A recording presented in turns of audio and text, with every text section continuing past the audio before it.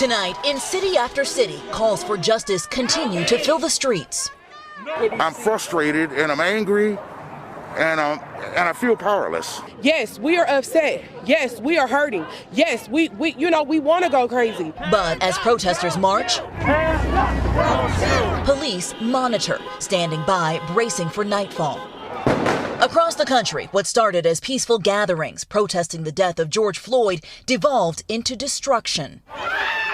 From New York, where police and protesters squared off in the streets, to Portland, where the mayor issued a state of emergency and a city curfew. Everyone off the streets by 8 p.m. after crowds set the city's Justice Center on fire.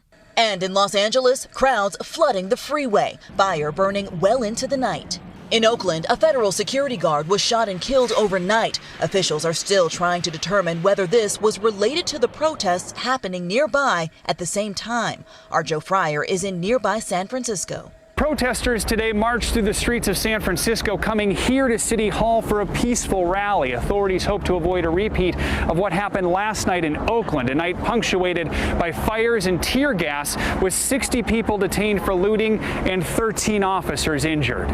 Tense moments for this news crew in Louisville, Kentucky. A local reporter for NBC station Wave 3 pelted with officer-fired pepper balls on live TV.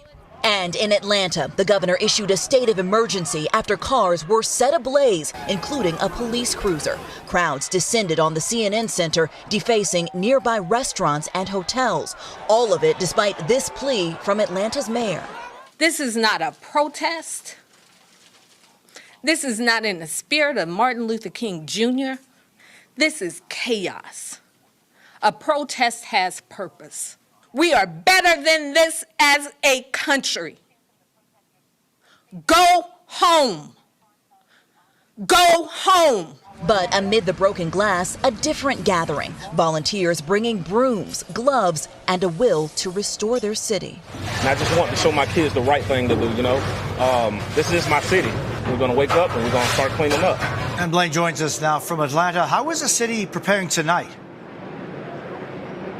Jose, they're preparing with more resources and more rules. Take a look behind me. It's looking much different here than it did this time last night. You see that the crowd is confined to a much smaller area, police in a more concentrated area with zip ties. I'll show you right over here. This is one of the areas that was defaced. Well, as you can see, there are now barricades blocking the crowd. And then finally, Jose, I'll show you right back here. We're seeing more police vehicles moving up sooner than they did last evening. Jose, we've just gotten word that Atlanta Mayor Keisha Lance Bottoms has issued a curfew for the city of Atlanta starting at 9 p.m. tonight.